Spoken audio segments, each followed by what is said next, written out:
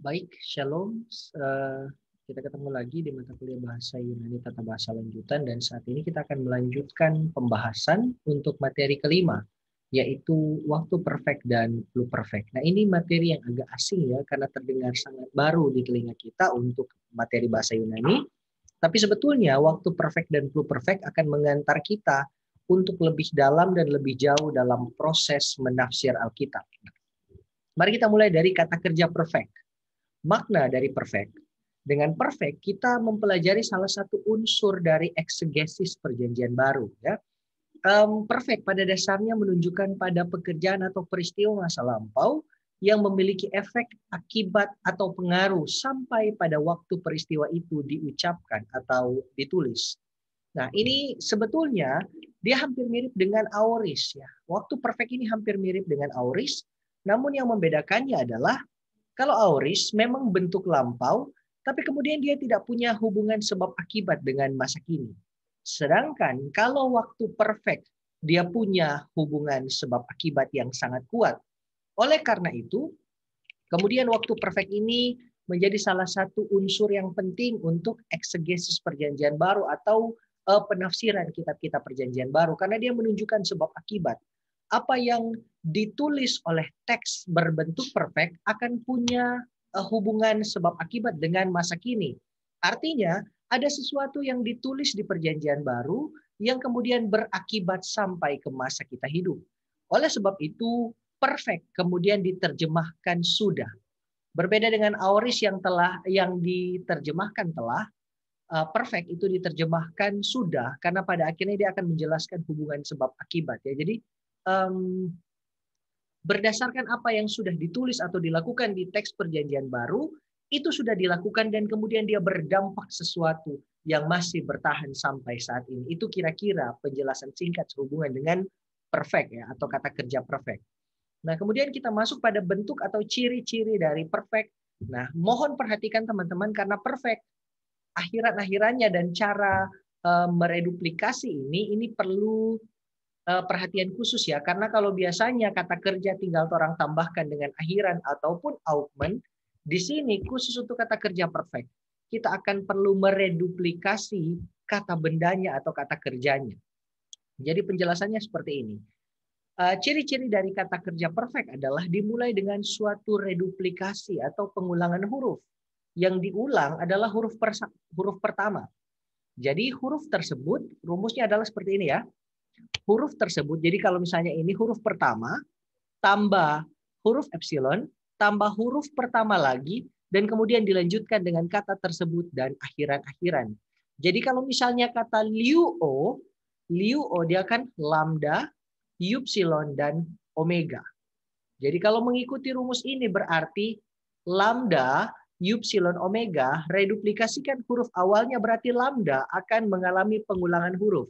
Kita start dari lambda, L, tambah epsilon, E, tambah lambda lagi, baru ypsilon dan omega. Berarti jadi leliuo. Ya. Itu contohnya. Jadi kata liuo kalau dipadankan dengan aturan kata kerja perfect, dia akan jadi leliuo. Nah sekarang, mari kita latihan jika digabungkan dengan akhiran-akhiran. Nah akhiran-akhiran untuk indikatif aktif present ya. Di sini present perfect tense have tambah verb 3 untuk bahasa Inggrisnya. Tapi kita tidak akan terlalu pusing ke sana. Mari fokus dulu ke akhiran-akhirannya. Nah, akhiran-akhiran untuk kata kerja indikatif aktif perfect adalah ka, kasken, kamen, katekan, atau kasin. Ka, kasken, kamen, katekan, atau kasin. Kita mulai dari orang pertama tunggal, ka. Padankan dengan kata liuo, sekali lagi dia akan jadi leliuo tadi. Akhiran omega gantikan dengan ka, jadi leliuka, saya sudah melepaskan. Lanjut, orang kedua tunggal, kas. Padankan dengan kata liuo akan jadi leliukas, engkau sudah melepaskan. Orang ketiga tunggalnya ken, padankan dengan kata liuo akan jadi leliuken, dia sudah melepaskan, dan mohon perhatian ada movable new di sana. Ada new yang dapat berpindah-pindah di sini ya. Jadi mohon perhatian, kadang-kadang dia bisa jadi ken, kadang-kadang dia bisa jadi ke, tanpa huruf new. Lanjut. Untuk jamak, orang pertama jamaknya common. Padankan dengan kata liu, dia akan jadi leliu common. Kami sudah melepaskan. Orang kedua jamaknya kate. Padankan dengan kata liu, dia akan jadi leliu kate. Kalian sudah melepaskan. Dan orang ketiga ada dua akhiran di sini yaitu kan atau kasin. Kalau orang pakai kan, dia akan jadi leliu kan. Dan kalau orang pakai kasin, dia akan jadi leliu kasin.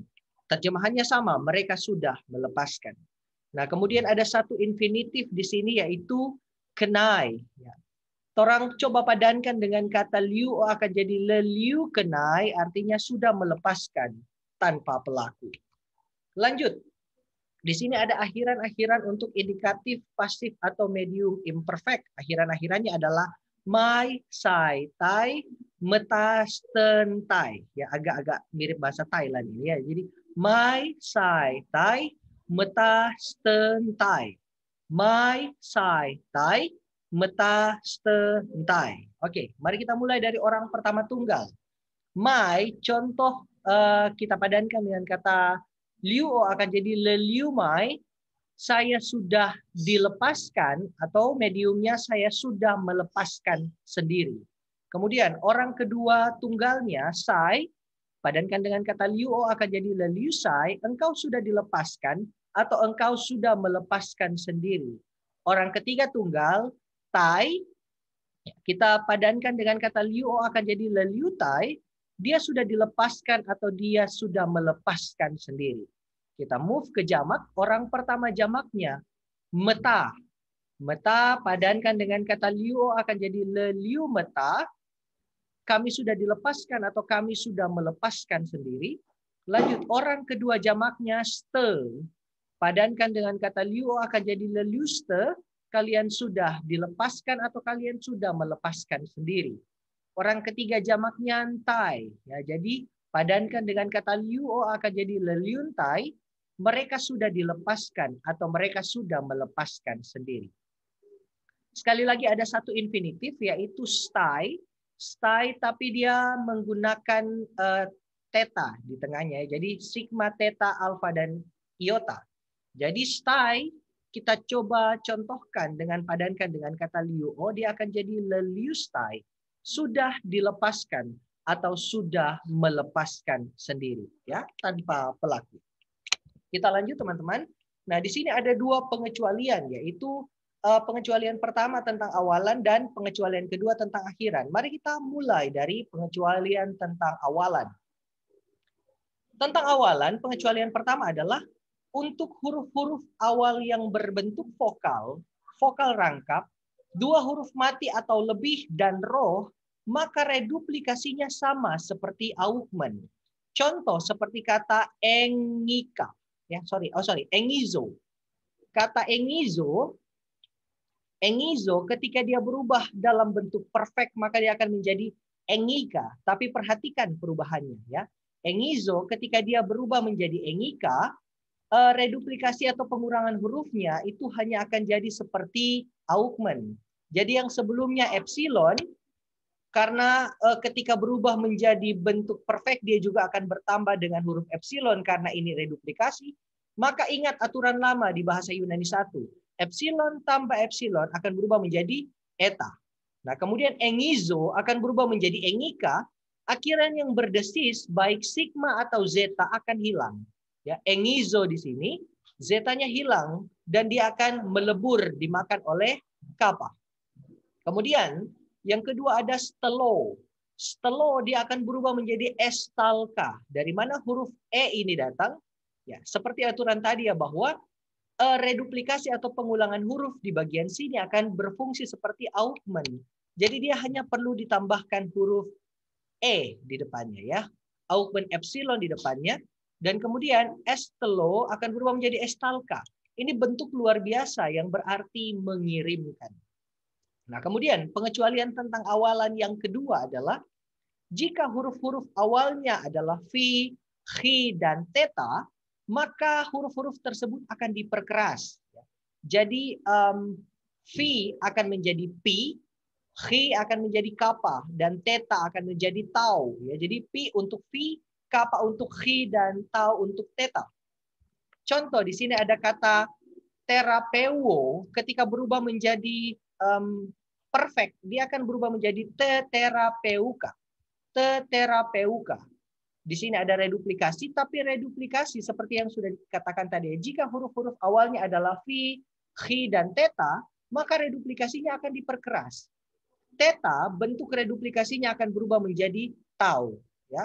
Jadi bukan teterapeuka dengan huruf theta, tapi teterapeuka dengan bentuk reduplikasi yang sudah diperkeras, yaitu theta berubah menjadi tau. Demikian pula untuk khi akan berubah menjadi kappa, dan phi akan berubah menjadi pi. Nah, kemudian ada pengecualian tentang akhiran di sini, teman-teman. Pengecualian tentang akhirannya adalah bahwa kata-kata kerja yang huruf akhirnya adalah, oh ya maaf saya lupa menuliskannya di sini ya. Jadi kata-kata kerja yang huruf akhirannya adalah sigma dan zeta. Jadi kata-kata kerja yang huruf akhirnya adalah sigma dan zeta, maka huruf-huruf itu hilang dimakan kappa. Contoh kalimatnya misalnya kata baptizo ya. Baptizo artinya membaptis ya, dan kemudian ujungnya itu sebelum omega, kata baptizo sebelum omega ada huruf sigma di situ ya. Sorry, ada huruf zeta di situ. Nah, ketika dia akan berubah menjadi perfect, berarti Tor akan ikuti aturan ini ya. Misalnya dia akan berubah menjadi perfect orang pertama tunggal, berarti akhirannya K ya. Berarti dia akan berubah menjadi bebaptika ya, bebaptika. Dari kata baptizo dia akan berubah menjadi bebaptika, kemana huruf zetanya dia akan melebur ya, hilang dimakan oleh kappa berdasarkan aturan tentang akhiran ini. Saya minta maaf kalau agak membingungkan, tapi seperti inilah Yunani 2. Saya harap teman-teman harus bisa menyesuaikan diri dan kemudian memahami hal-hal yang mungkin kalian anggap sulit ini. Oke, lanjut. Di sini ada kata kerja perfect yang tidak beraturan dan ini adalah bentuk luar biasa. Nah, ini adalah perubahan-perubahan bentuk sekali lagi. Ada 6 kata kerja yang sudah kita kenal tapi kemudian mengalami perubahan bentuk, yaitu akuo, ginomai, ginosko, grafo, archomai, dan horao. Kita mulai dari akuo. Akuo akan berubah bentuknya menjadi akekoa. Artinya tetap sama mendengar. Ginomai akan berubah menjadi gegona dan artinya tetap sama menjadi. Ginosko bentuknya menjadi egnoka, artinya tetap sama mengetahui. Grafo artinya tetap sama menulis, tapi bentuknya berubah menjadi gegrafa. Archomai itu artinya tetap sama datang atau pergi, tapi kemudian perubahannya agak signifikan ya, karena dari archomai dia berubah menjadi eleluta. Archomai berubah menjadi eleluta. Horao dia berubah menjadi euraka dan artinya tetap sama melihat. Nah, setelah kita membahas perfect teman-teman, kita lanjut dengan bahasan tentang pluperfect. Pluperfect, pluperfect adalah suatu pekerjaan di masa lampau yang membawa pengaruh bagi si objek tersebut sampai pada saat tertentu di masa lampau. Beda dengan perfect yang pengaruh atau dampaknya itu sampai ke masa kini. Kalau pluperfect, pengaruhnya hanya sampai kepada satu waktu di masa lampau dan tidak mencapai masa kini. Ciri-ciri atau bentuknya adalah reduplikasinya kadang-kadang didahului oleh epsilon atau augment, tetapi tidak selalu demikian dan diikuti oleh akhiran-akhiran. Di sini sudah mulai ribet teman-teman, karena aturan atau bentuk atau ciri-ciri pola dari kalimat yang biasanya kita boleh rumuskan dalam rumus, kini menjadi semakin ribet karena kadang-kadang dia ada, kadang-kadang dia tidak ada. Jadi reduplikasinya kadang-kadang didahului oleh epsilon atau augment epsilon, tapi kadang-kadang dia tidak ada, dia tidak selalu demikian. Untuk pola indikatif aktif pluperfect ya, dia menggunakan, kalau di bahasa Inggris dia menggunakan rumus past perfect tense. Jadi had tambah verb 3. Akhiran-akhirannya tidak usah terlalu sibuk dengan pola bahasa Inggrisnya ya. Kita akan fokus saja pada akhiran-akhirannya di sini. Jadi akhiran-akhirannya adalah kein, keis, kei, Cayman, Keita, Keisan. Jadi Cayman, Case, K, Cayman, Keita, Keisan. Cayman, Case, K, Cayman, Keita, Keisan. Orang pertama tunggalnya Cain. Kita coba padukan dengan kata liuo, dia akan jadi leliu Cain, saya sudah melepaskan. Kemudian orang kedua tunggalnya case, padukan dengan kata liuo, dia akan jadi leliu case, engkau sudah melepaskan. Orang ketiga jamaknya kei, leliu kei, dia sudah melepaskan. Oke, kita pindah ke jamak. Orang pertama jamak Cayman, padukan dengan kata liuo, dia akan jadi leliu Cayman, kami sudah melepaskan. Orang kedua jamaknya Keita. Keita coba padukan dengan kata liuo, dia akan jadi leliu Keita. Kalian sudah melepaskan. Dan orang ketiga jamaknya Keisan. Kita padukan dengan kata liuo, dia akan jadi leliu Keisan. Mereka sudah melepaskan. Nah teman-teman, seperti biasa di akhir seluruh materi selalu ada vocabulary yang harus teman-teman hafalkan. Dan kali ini vocabulary-nya agak banyak, jadi tolong fokus, simak dengan baik, dan kemudian hafalkan, serta semoga berguna dalam proses kerja tafsir dan hermeneutik nantinya. Oke, ada 6 kata kerja di sini. Ada apokteino, apoliuo, dunamai, epiginosko, proshomai, dan prospero. Ya. Oke, kita mulai dari apokteino. Apokteino ini bentuk kata kerja dari apotneisko. Jadi kalau apotneisko artinya mati, apokteino artinya kill atau membunuh.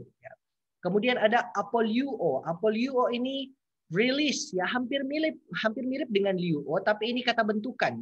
Dibentuk dari kata depan apo dan kata kerja liuo. Jadi artinya membebaskan, mengampuni atau menyuruh pergi. Dia bentuknya lebih halus dari liuo. Kalau liuo melepaskan, apoliuo lebih ke arah membebaskan. Kemudian ada kata dunamai. Dunamai ini be able, mampu, dapat, bisa atau sanggup, ya. Dia seperti bentuk kata kerja dari exousia. Kemudian ada epiginosko. Epiginosko ini come to know atau mengenal, memahami atau mengetahui. Kemudian ada proserchomai. Proserchomai ini bentuk kata bentukan juga, ya, kata kerja bentukan dari kata depan pros tambah dengan kata kerja archomai. Jadi diterjemahkan come to atau datang ke atau pergi ke. Kemudian ada prospero. Prospero juga kata bentukan dari kata depan pros dan kata kerja pro. Artinya bring to atau over, membawa atau mempersembahkan. Nah, kemudian ada 4 kata benda. Ada graphe, karpos, semeion, dan fulake. Kita mulai dari graphe. Graphe ini kata benda feminin. Artinya writing atau scripture. Ya, tulisan atau kitab suci. Kemudian ada hokarpos, artinya buah. Dan kemudian ada to semeion, artinya sign, tanda. Ya. Kemudian ada hefulake, artinya guard atau prison watch, pengawal atau penjaga penjara. Kemudian ada 5 kata sifat. Ada agios, dexios, kratos, etoimos, dan makarios. Kita mulai dari agios, ya. Sorry, ini hagios harusnya, ya. Saya tidak memperhatikan tanda hembusnya. Hagios artinya holy, suci atau kudus. Dan kemudian ada dexios, artinya kanan. Kemudian ada ekastos, masing-masing atau tiap-tiap. Etoimos itu prepared atau ready, siap atau sedia. Kemudian ada makarios, berbahagia atau bersukacita. Nah, ucapan-ucapan bahagia yang ada di kitab Matius, kitab Injil Matius ini kebanyakan menggunakan kata ini, ya. Kemudian ada 2 kata keterangan, yaitu ara dan ede. Ara itu artinya lalu, sebab itu atau kemudian, dan kemudian ede sekarang atau sudah. 2 kata keterangan ini juga seringkali berfungsi sebagai kata penghubung. Di bawah 2 kata keterangan tersebut ada 2 lagi kata penghubung, yaitu gar dan hoti. Gar artinya karena, kata yang berhubungan erat dengan kata sesudahnya. Dan kemudian ada hoti yang artinya bahwa, sebab, atau karena. Dan ada 1 kata tanya terakhir, yaitu pu. Artinya di mana atau kemana. Seperti biasa teman-teman, ada 6 nomor yang teman-teman harus kerjakan sebagai latihan. Dan semoga Anda tidak jemu-jemu mengerjakan latihan ini. Dan semoga tetap semangat mengerjakan tugas dan latihannya dalam rangka mempersiapkan diri untuk mata kuliah Bahasa Yunani penerapan dalam eksegese yang akan kalian jumpai semester depan. Semoga tetap ada dalam persiapan dan kondisi tubuh yang baik, dan Tuhan Yesus memberkati senantiasa. Shalom untuk kita semua.